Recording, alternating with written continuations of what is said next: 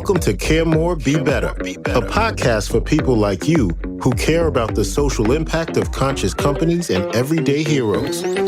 Hear inspiring stories from those who put people and planet before profit and personal gain. You'll learn how you can make a difference, vote with your dollars, and get involved today. Here's your host, Karina Belizzi. Hello, fellow do-gooders and friends. I'm your host, Karina Belizzi, an activist and cause marketer who's passionate about social impact and sustainability. This will be our 21st guest interview.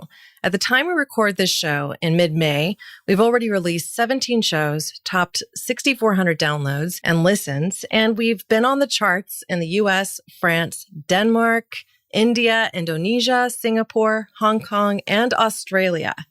I share this because I'm proud of what we're doing together to reach a global audience while telling stories that really matter. The entire purpose of this show is to put more good into the world, and that's not a regional task. It's global. Wherever you are in the world, I invite you to join our community. You can visit our website to subscribe to our mailing list and stay informed of upcoming episodes and events, including weekly sessions that I host in real time, voice to voice on Clubhouse. Links to our site and all our social platforms are in show notes, as always. If you like what we're doing, you can support the show by writing a review and subscribing wherever you listen to podcasts. Remember, too, that this show is not backed by the companies we feature or any advertisers. Care More, Be Better is a community-first and listener-supported environment. To become a member and support the show, visit caremorebebetter.com and click the donate button. This week, I'd like to start with a few questions. Have you ever been to the dump? You know, where the garbage trucks unload. What did you think? How did you feel? What was it like for you to see, hear, and smell the mounds of trash around you? I remember the first time my dad took me to the dump, and all I could think was, how on earth can we keep doing this? I remember seeing the appliances shoved in one area, and I distinctly remember the smell of a rotting orange. Now, when you think about this, how do we limit our waste? Where should we even start? To help us unpack all of this, I'm joined by Kelsey Rumburg. Kelsey helps entrepreneurs build businesses that seek solutions to environmental, economic, and social issues. She recently wrote a book that encourages businesses to explore a new wave of eco-friendly entrepreneurship by leveraging our trash. Her book, Trash to Treasure, is an explorer's perspective. It invites the curious to think differently and dream big. Kelsey, welcome to the show. Thank you so much, Karina. I'm so excited to speak with you more today. So I'd like to just start by telling your journey. What was it that made you to decide to pursue this line of work specifically and write a book about it, From Trash to Treasure? My journey starts in a young age. I grew up on a farm and was always kind of interested in the environment. I'm fortunate enough that my mom had always kind of chosen to recycle and compost at home, but I didn't really realize the impact trash was having and how kind of it was at such a global scale until I remember I was living in Singapore and I went to the Philippines for a holiday. And I went to Boracay, which is a popular tourist island. At the time, I just remember seeing trash kind of everywhere on the beach and realizing that that was something that a lot of tourists, we had done and just not been mindful of the footprint we were having, both as tourists on that island, but also that trash was coming from everywhere. It wasn't just coming from that island. And so I really kind of realized the impact we were having on our environment and started to think more about what can we do to change this. As an economist, I kind of saw that and was confused because in my mind, trash is still a resource. It still has value. We just have to think about how do we use it differently. That kind of led me on this journey of thinking about, one, how can I reduce my own trash personally, but also how can we as businesses start thinking differently about how we see trash and use trash? Because it's really actually like a major economic problem, not just an environmental problem. And so I just kind of started thinking about how can trash be a gold mine instead of a waste product per se. So if you had one wish, like where would you start with that? Would it be at the sorting facility or in our own homes? How do you see that? It's important to kind of think about what is the individual potential for trash versus what is kind of the business potential for trash. Part of it is businesses kind of recognizing, hey, I produce this waste product. Instead of me having to pay to ship it to a landfill, who can I find that actually needs this or needs something similar?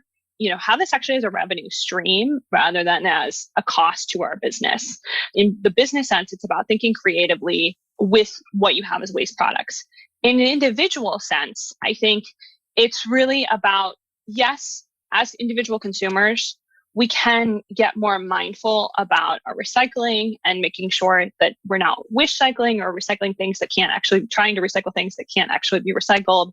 And we can have certainly better sorting in our facilities, in our recycling facilities.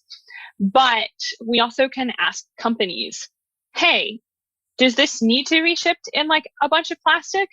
And so as consumers, we can also kind of influence what packaging we want, or, we can ask companies to use different packaging.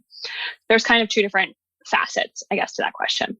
Yeah, I've heard some people in this space criticize the fact that it's as if the load of waste is put on the shoulders of the consumer. Like, you should be recycling more. You should be doing this more. And then we wish cycle because we think, hey, it has that chasing arrow symbol on it. If it has a chasing arrow symbol on it, I should be able to just throw it in the recycle bin, right? But the reality is, so much of that plastic, our specific processing facility won't be able to recycle. Do you have any particular tips that relate to that for the practically minded that are trying to do good and that may not know that they were wish cycling? They may have thought, hey, I'm recycling. I'm putting it in the bin I'm supposed to. It has the chasing arrow symbol. This is what I'm supposed to do, right? Yeah, that's such a great question. And the challenge US based is that most recycling is handled on a county-wide level. It changes pretty much every time you move. You move to a different county or a different city. You have to think about, okay, what can actually be recycled here, which is what can't be versus like what can't be recycled here. And it takes a lot of research to kind of go and figure that out. Ideally, it's great if you can obviously reduce what actually just has to go to trash or has to go to recycling. So being very mindful of the packaging you're buying and the products you're buying, and what can you do with that packaging at the end of its lifetime? Can it be composted? Can it be recycled? Is it something that's probably going to be readily recycled, like aluminum? Or is it something that some places will recycle it, some places won't, and you're going to have to really do a lot of digging? I personally have like a Terracycle zero waste box. And so for anything that I'm not really sure how to recycle it, I put it in that. And then Terracycle, which is a company that actually thrives on the idea of they can recycle anything, will figure out how to recycle it for me. I don't have the time to invest always in how do I recycle a computer cord that's broken. That's kind of my last resort. And because I am having to think about that, it's also made me much more mindful of like then buying things that would go in trash. Part of it is that. Part of it is also just really researching what your community's guidelines are around recycling. Right. Well, I had a German individual who was asking me, oh, well, you're in California. They recycle everything, right? And I'm like, well, no. And it varies by county. And by the way, they will recycle plastic film, but only if you do X, Y, and Z to that plastic film. And you put it all in one bag that is then, strategically placed at the top of your recycling bin. It's like you have to go through all of these hoops in order to not muck up their, recycling equipment and also ensure that they do with it what you wanted them to in the first place. So it's not a simple process, even in the areas where we have the best recycling programs. I had thought, for instance, that Tetra Pak was recyclable. And a lot of the nut milks come in Tetra Pak boxes. So those are like the boxes with a little plastic piece that comes up and allows you to go ahead and pour it out. But it's mostly made of kind of this board and lined filler on the inside to keep it from leaking, right? But they're not recyclable virtually anywhere in my neighborhood, at least. I'm hoping you can actually talk for a moment about what was the company name that you mentioned? Terracycle. Terracycle. So that's a facility that's local to you, or are they nationwide? How would people find out more about this? Terracycle is a company out of New Jersey. Their kind of tagline is they will figure out how to recycle anything. So they have partnered with a lot of brands and do have like a free ship back programs for things like Burt's Bees or even like Colgate toothpaste. You can download actually like a shipping label on their website and ship it to them, or they have a lot of drop-offs, like local community drop-offs for you to ship back these certain products. If you have stuff that's not in those certain products, they also have zero waste bins, which you do have to pay for. But I kind of have always looked at it as like, this is my tax for consuming and, buying something that comes in packaging. So that's kind of how it's a personal tax on me for my consumption. And I have the ability to pay for it. So I just consider it as a normal cost of living. So they do have zero waste boxes where you can just put everything in it. They will then take the sorting out of it and figure out how to recycle it. They also have another program as well called Loop, which is essentially they're doing aluminum canisters, kind of like a milkman type of a model. Yeah, I think they did that with Haagen-Dazs and a couple of other cereal brands, if I remember correctly. Exactly, yeah. So you can either have it shipped directly to your door or pick it up at like a Walgreens. And they're doing like stuff with larger brands to kind of help reduce waste around consumer goods, just so that way it can kind of come in reusable packaging. But the things that you're bringing up really go back to this same thing where it's complex for a consumer to figure out how to recycle their goods so that it just doesn't end up in landfill. Like, for instance, I'm an avid runner. I've recycled my running shoes through my local running shop, who has donated all these old running shoes to like become tracks at high schools and stuff like that. Like they actually use the rubber in them to build the surface of the tracks for running, right? Which is really cool, like full circle thing. But some of those programs are even now shuttered. So it's a little bit challenging to even find out what to do with those because, hey, they're beyond their wear. But if the materials could be used, that would be super cool. Another thing that kind of went by the wayside is my printer cartridges. They used to come with like a ship back to the manufacturer and they'll refill them box. And I noticed that printer cartridge had a shift in it and no longer seemed to be a ready to ship back thing. So I then found another recycler online that you have to send 8 at a time. So I'm storing them until I have gone through 2 sets of my printer cartridges, and then I'll ship them to this other company that will then, refill them and reuse them and sell them back into the market. But this takes a lot of effort. The solutions that I think we need are a little bigger, and that's precisely what your book is about. Let's go to your book. Is there a particular passage that you think encapsulates some of what it's about or that you just want to kind of point to? Yeah, that really sums it up well. As individuals, we can certainly make individual change, but we do kind of need to rebuild our entire system. What I was really thinking about with my book was, how can we build businesses that aren't just using sustainability as kind of a nice side kind of piece, but are really embedding sustainability into their ethos? And companies that are actually turning literal trash into their products, that's a pretty solid embedded sustainability context, essentially, or piece. One of the companies that I think is really interesting and kind of models as well is called EcoNil or Aquafil. So the product they create is called EcoNil. The company itself is called Aquafil. It's a nylon 6, which is most commonly used in fishing nets, but also in a lot of carpeting, a lot of now athleisure wear, that type of stuff is where we see nylon 6. What the founder of that, though, actually did was basically he'd been involved in textiles in Italy for a long time, found a way to wholly recycle nylon 6. So you don't lose any of the product and you don't lose any of the durability of it, which is really important. Problem we had was he couldn't get enough nylon 6 to actually do this at a scalable level.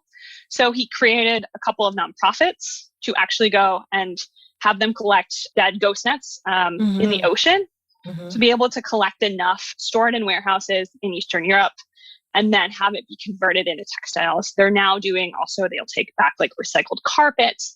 They'll take a lot of anything pretty much that is nylon 6. They'll figure out how to recycle it. And then they're reselling it as swimwear, as carpeting, as other things, and can still then take it back and keep using it. The spark for that, though, was just, he was like, this is really expensive to keep creating nylon. How can we reuse it? So what is nylon 6? You said nylon 6, like the number 6? Yeah, like the number 6. So it's just a specific type of this nylon that is standard in fishing nets, a lot of carpets as well. It just happens to be that particular chemical makeup. Yeah. And I mean, that's a lot of what ends up washed up on the shores of beaches. I remember when my husband and I were on our honeymoon, I had decided I wanted to see the sun rise over the Pacific Ocean because I live on the west coast of California. I only see the sun set over it. And it was our second night on our honeymoon. So we still hadn't adjusted to the Hawaiian time yet. I'm like up early. Why don't we go watch the sunrise? We hike out across all these beautiful golf courses and through resorts. And then suddenly we're on the frontage road between the Lahui airport and the beach. But it's just this like small strip of sand and a super rocky beach that nobody goes to aside from locals for some throw net fishing. And it was literally littered with everything you could imagine. Exclusively left flip-flops, a ton of them, which it turns out is due to fluvial transport, which is like how the currents work with the shape of the flip-flop, which is why all the left flip-flops ended out on this beach and not the right ones. The right ones are probably on a different beach, maybe on a different island even, right? Or maybe they're part of that giant sea mass, like ocean mound that's out there, practically an island of trash, right? So that's there, all these fishing nets, detergent bottles, buoys. What are those things that they have as bumpers on the boats? They throw them over the side so they don't bump against the docks. Just tons of this stuff. And I was looking at this in the midst of also seeing these tiny little, what looked like bird tracks that head to the ocean, right? But they were not bird tracks. They were sea turtle tracks, like baby sea turtles that had just, come out of their nests. I could see the hole where the nest once was and all these little tracks. And I'm looking out in this pre-dawn time, seeing all of these nets and mounds and just imagining here's these little babies trying to get to the ocean, to their estuary, and they have to climb over all this stuff. They already have predatory birds that eat them and all sorts of other stuff that they have to, manage and get through. They're already on the endangered list in so many areas.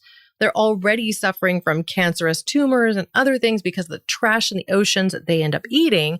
And I have to deal with this. So we cleared a path from the remaining nests that we could see and spent all of our water and our early hours to do that so that they could have a little bit of a shot. But we were two people alone and there were mounds of this stuff, right? It just revealed to me how ubiquitous this problem is, how global it is, and how we as an entire global species need to be thinking about this challenge. Anyway, that's my diatribe for the day, I think.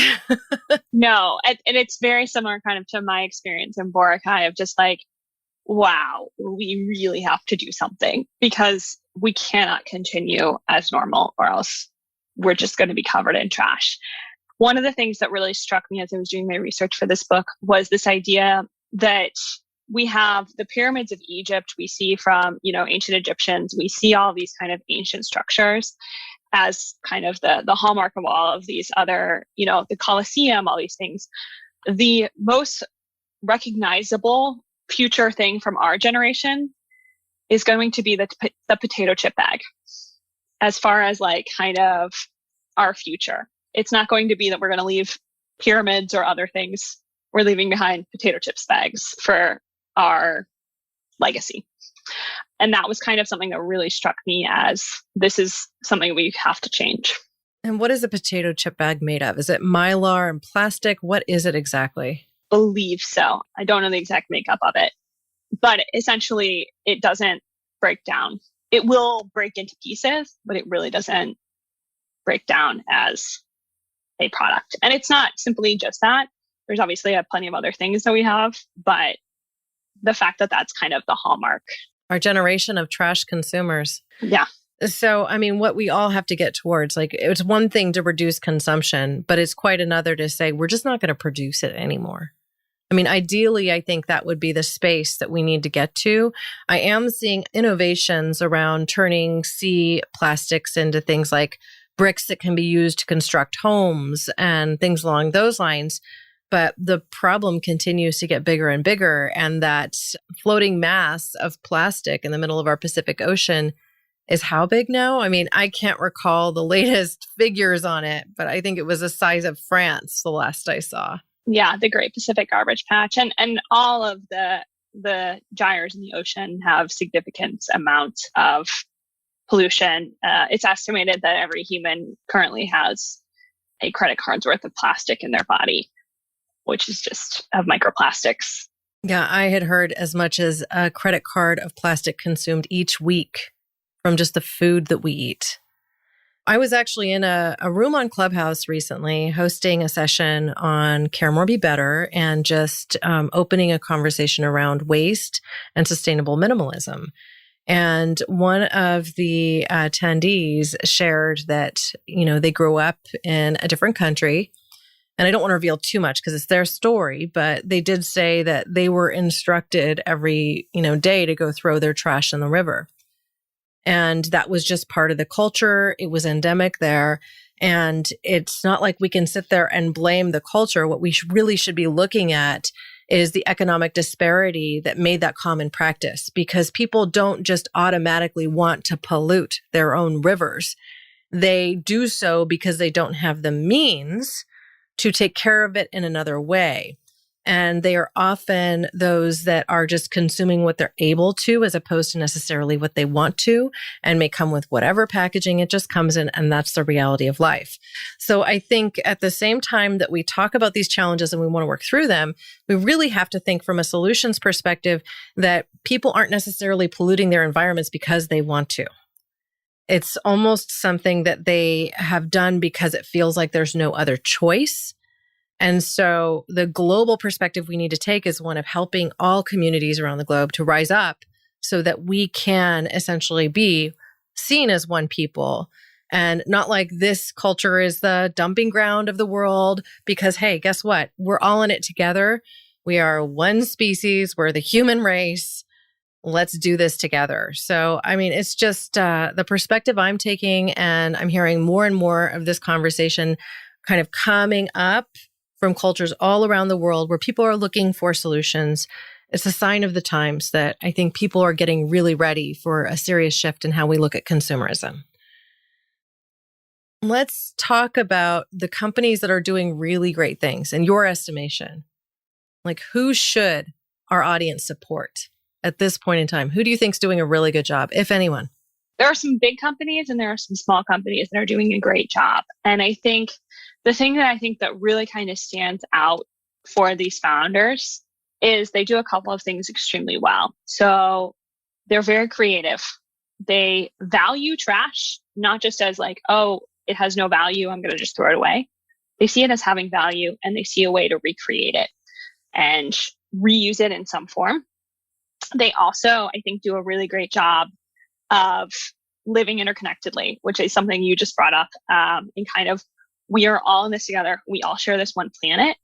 And because they kind of have this value of trash and this value of the planet, I think they also have a unique value of other people and people around them. And so that they really kind of want to also embrace a lot of strong employee practices. They really are trying to think about, how does this product impact the people that are using it, working in the company, all these types of things. So I think that there's kind of, this really does all connect. And then they're also very scrappy and kind of resourceful in figuring things out. There's one company that actually is a composting company, and they had been told they had to buy this like $65,000 piece of equipment. They DIY it for like $2,000 and it works. And they were like, that's what we had to do. And I think that that's really kind of, that's partially just being an entrepreneur. It's like, you have to just figure it out. And that is kind of also looking for what's available and how can I creatively problem solve. And so I think that those are the things that we really kind of, as consumers and as business leaders, those are things that we can definitely embrace in our lives. So the companies, I think, do a really great job of this. Patagonia definitely comes to mind. They will take back any of their products. They also emphasize repairing their products and keeping them. Worn wear is one of my favorites. But they also emphasize a lot of, keep your product for as long as possible. And I think that that cannot be underestimated as a huge way of preventing trash, is just using what you have. So I think that they, as a big company, do a great job with that. There's a lot of really localized solutions. So it kind of depends on the industry, because there's also quite a few companies that do remanufacturing, which is basically taking something that has been used and bringing it back up to the manufacturer's specifications. So it's often done in things like airplanes, airplane equipment. Caterpillar actually does a lot of remanufacturing for their engines. and their cores. So we don't Mm-hmm. necessarily think about it, but it's kind of that industrial side of continuing to keep things in use for as long as possible. But remanufacturing office furniture or furniture in general is also very common. And that's great because it has to be a very localized business because it doesn't make sense to ship furniture a lot. So it's often a very localized remanufacturing business, which provides local jobs, also allows local businesses to get furniture much cheaper because it's been remanufactured, but it's still just as good. So it's kind of thinking through things like that. One of the other companies, Rust Belt Riders, who is in Cleveland, they're a composting company. And what I really like about them is that they did not set out to start a business. They were waiters in a restaurant. They were also helping out in their local community garden. And they were just like realizing that they didn't have good enough soil in the community garden. So they were like, what can we do? They started taking food scraps from the restaurant. But they were doing it with their bicycles, right? Like they were filling like these little trolleys on their bicycle. I remember seeing them in the news when they first kind of broke out, I think. Yeah, they hitched a trailer somehow to their mountain bike and they just figured it out. These aren't necessarily going to be like get rich quick businesses that we always see as like, kind of the like sexy startups. But they're still awesome businesses that are really worthwhile to build. And they still are creating a ton of value within their communities. They're still able to employ people. They're still doing a lot of really cool things. And so I think that it is definitely, they think long term. And I think having that kind of in our communities is really important. Yeah. I do some things in my own home that people living in the city can't necessarily do because I have some land, right? For those that are living in a city like in Cleveland or in San Francisco or Chicago or New York, there are solutions available where you can participate in a composting program, even if you don't have the ability to compost yourself. So I think just highlighting those things is really important.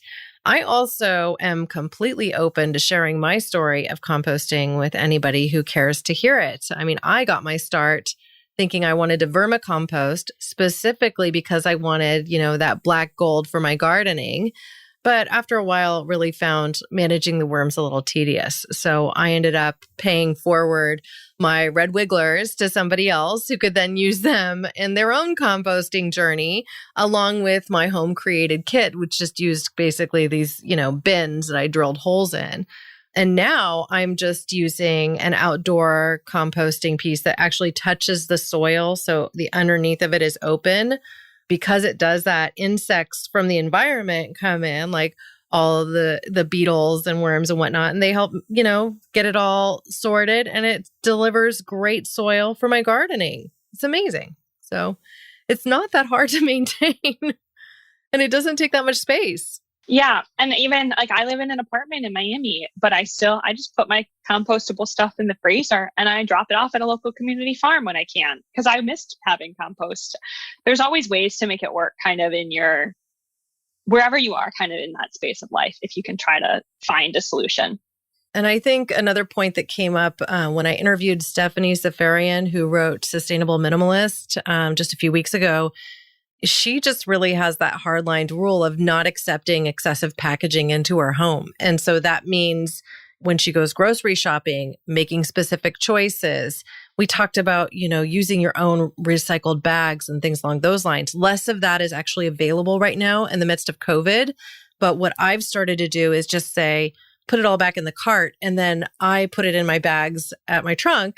Maybe it takes me a couple more minutes to get out of my parking space, but I'm not holding up the line at the grocery store by packing my own bags or anything like that either. So it just works out.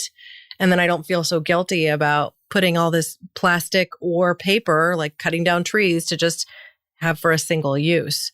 So I think people can think practically about the small changes they can make in order to just reduce their impact as much as possible through these minor inconveniences. It's a very minor thing to just repackage it on my trunk. Yeah, it is. And it's also kind of thinking through, like, for instance, when I'm trying to buy something, let's say I'm evaluating, I want to buy, kombucha or something. It's important to kind of evaluate, like, oh, this is in a glass bottle and I know there's not recycling available for that right where I am. So, okay, do I get the plastic or do I get something in aluminum? Like, what are my options? and kind of also looking at like those types of things. Well, I brewed my own kombucha for a while, and it's not that hard to do either. So my husband just complained about, he didn't like the acidic smell of it, or, and I'm just like, okay. So I moved it into a different room, and then I forgot about it for a while. So it'll be fine. I also have my own, and like that. Yeah, that was kind of my COVID project, was, besides writing a book, was brewing kombucha. It's actually a really fun COVID project. Yeah, and it's not that difficult. You can make whatever flavors you like. I put ginger and lemon and stuff like that in it too. So I did do a double fermentation that exploded all over my kitchen. So learn how to do double fermentation before you do it. I had kombucha everywhere. So lesson learned. Pay attention to like the rules of double fermentation before you double ferment something. Yeah, I never went there. So my kids love it too. So that's actually really nice. I figure it's probably the only way they get caffeine right now, but they get very little bit of it. I water it down. I would love for you to go ahead and explain the phrase that you use in your materials, think regeneratively. Yeah. Let's unpack that together. Regenerative has kind of gotten a lot of buzz lately. And it wasn't quite necessarily, when I was kind of in the process of writing, it wasn't really being thought about yet. But for me, think regeneratively is really about thinking about the long-term use of the product that you're using. Not just, hey, I'm going to go and buy X, use it and throw it away. But thinking about, okay, what is the thing that I actually need this to do? How can I get that? And then what can I do with it after? It's kind of thinking through, I guess, the whole process around whatever it is that you require. So I try to think through it as like, is there a different kind of creative solution? I needed sheets for my apartment. And like, I was just like, textile recycling is not like readily available in Miami. I can donate them after, but I don't really want to have to like do it. I can go and get them secondhand and then, donate them. But then I just started thinking about like, is there another company that like I can buy them and like they'll take them back and take responsibility for their recycling? Found out there is a company that would do that. Don't just think about, I'm buying X for right now, but what's the kind of long-term path for whatever I'm buying? And also in businesses, it's also thinking about like, we need to create a widget, some sort of a widget, something. Do we need to buy raw materials for that? Or can we be more cost effective? Is there somebody around us who's actually producing something that is similar enough to what we need as our raw material? And how can we kind of transform that into our requirement? So I think it's kind of thinking creatively. It's thinking a little bit longer term. I really like the idea of, thinking for 7 generations from now, what is kind of the impact of this? Yeah, I have been struggling with the concept of minimalism of late, partially because I don't want to get rid of things that still have a useful life.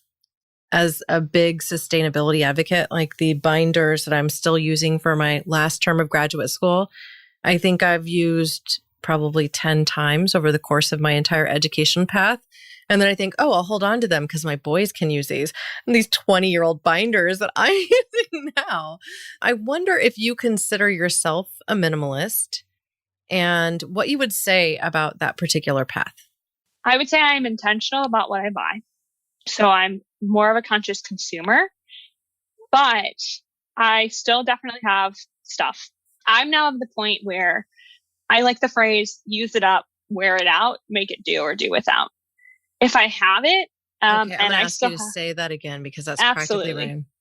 Yeah. Use it up, wear it out, make it do or do without. I love it. I think I'm putting that on my wall. It was a phrase it was used during times of war when there was rationing. And so it was kind of this idea of when you're at the home, like in the home front of like, hey, we're rationing things. So use what you got. It still works now though. If I have a reason for keeping something or for buying something that I really want, I definitely still do it. But I'm intentional about how I buy things. So I don't make big purchases right away. I tend to think about them for about a month. And that's just also being like more conscious of my money and my spending. And I tend to research very carefully what I do buy. But I do think it's important to be aware of what you're buying. Like your binders, those still have a purpose. They're still very much usable. If you're happy with them and they're not, causing too much clutter, then like keep them, use them. There's not much point in throwing away something that has a purpose. And so if there's something that I don't need and I can find someone who does need it, then I absolutely will, give it to them. I love to travel and I would always bring back stuff from my travels. So I just have this very eclectic collection of different decorations and, clothing and things from all of my different travels. And I still want to keep like that. Those also, for lack of a better term, spark joy. Thank you to Marie Kondo. So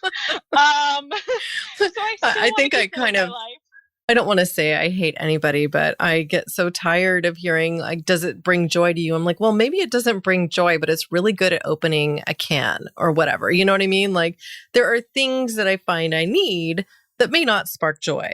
How close are you to living a zero waste lifestyle now? Ooh, I love that question. So I am not perfectly zero waste.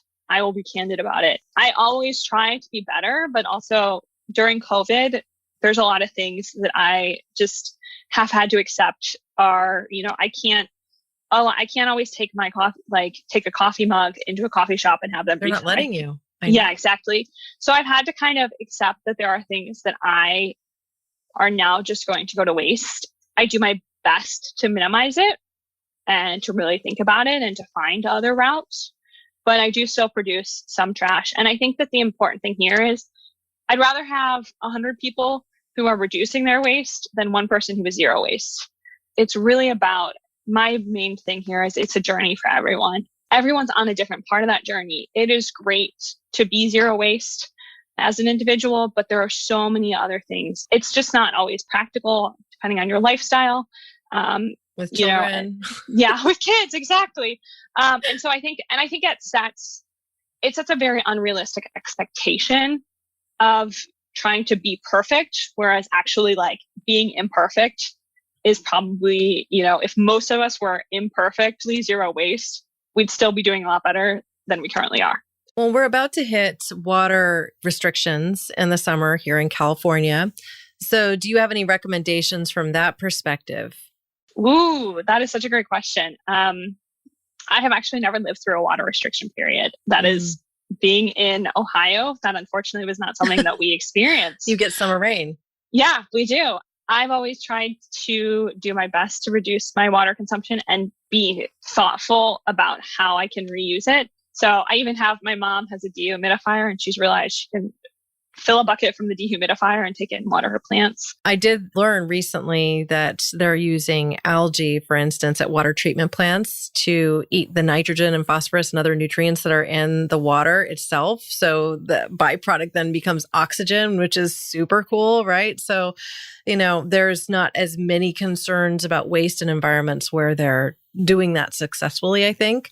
But the couple of things that I do, I've installed some rain barrels so that those rain barrels collect rainwater and then I can use that to go ahead and water my plants. But I also installed a funnel to the rain barrel to take bath water from my boys' bath if we didn't use shampoo or whatever, and I'll just take buckets of it and put it in there. I also recently learned the tip that you take a favorite song that's about 3 or 4 minutes long and you just play it when you start your shower. And because you know the song and you get a feeling for when it's going to end, it's not like suddenly you still have soap in your hair when that song's about to finish. You get what 3 minutes is. So I think that's at least a somewhat joyful way to save a little bit of water. Put a favorite song on when you're in the shower. And having a bucket under you in the shower, it'll capture the water. You can use that to water your garden. So, there's so many little ways to do that. I also just think composting is way easier than people give it credit for. Consider doing that if you grow any of your produce at your own home. Before we kind of wrap things up, I wanted to see if there was anything in particular that you wish we'd talked about that we hadn't, and or something that you want to leave our audience with, some gem. Ooh, my gem is just start now thinking about how you can use trash differently in your life. I was at my grandmother's house the other day and she still has all of these jars that she has saved. They're old mason jars. I'm like, these would be a fortune in a thrift store. But she just saves them. And I think that's something where it's kind of thinking through, your consumption today. How can you reuse things, whether it's a jelly jar that you turn into a cup in your house, whether it's compost, whether it's, researching how to get more food locally, whatever that may be. There's really no right or wrong way to start. But the important thing is that we all have to start and kind of move along that path. Please come and join us, and really appreciate you, Karina, for having me. And this is just such an awesome podcast because I think it really provides a lot of different ways to kind of move along this path. Well, thank you so much, Kelsey. It's been my pleasure. Now, I would like for you to talk for a moment about how to get your book and the best ways to connect with you, because I know you have your own website too. Awesome. Yeah. So my book is available on Amazon. Just search for my name, Kelsey Rumburg, Rumburg, or Trash to Treasure. It is available there. And I also have my own website. Feel free to ping me on that. It's kelseyrumburg.com or trashtotreasuremindset.com. I'm also on Instagram, Trash to Treasure Mindset, and Twitter, Trash to Cash Book. Trash to Cash. That's the second sequel, right? You're going to have to create that book now.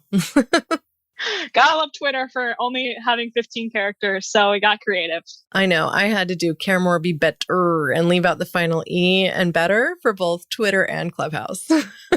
Classic.